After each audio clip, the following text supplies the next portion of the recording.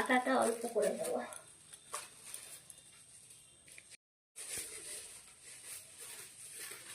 এখানে দিচ্ছি ময়দা, আটাটা আগে দিয়ে নিয়েছি। কি বানাবো বলো তো বন্ধুরা, দেখি। দিয়ে দিচ্ছি সুজি,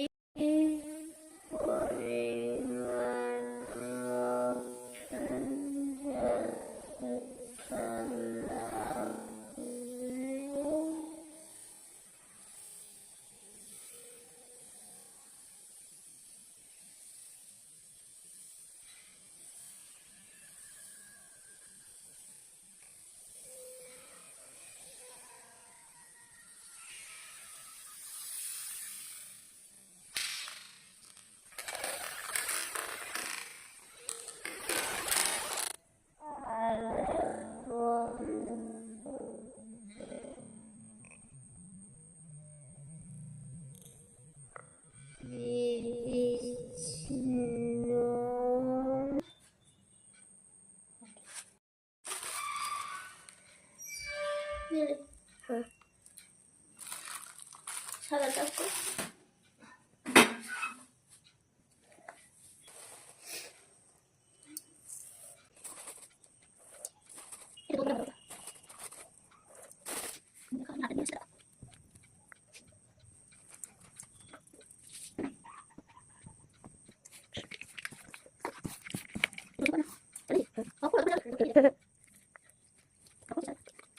আটা ময়দা শুধু জানছি না, অল্প অল্প জল দিয়ে যদি বেসনটা বানাস তাহলে জিনিসটা ভালো হয়। দেখতে থাকো, আমি কি বানাবো এখন বলবো না, বানানোর পর তুমি বুঝতে পারো, তাহলে বলতে পারবে যে আমি কি বানিয়েছি।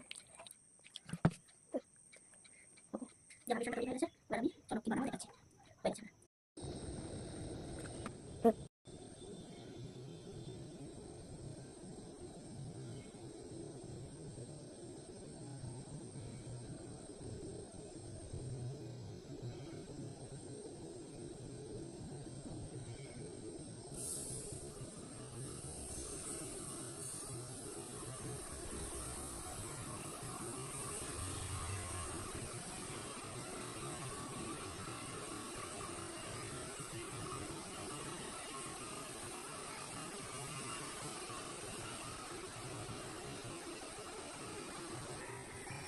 কী বানাচ্ছি কমেন্টে বলবে বন্ধুরা, বানানোর পর তো বুঝতেই পারবে যে আমি কী বানাচ্ছি।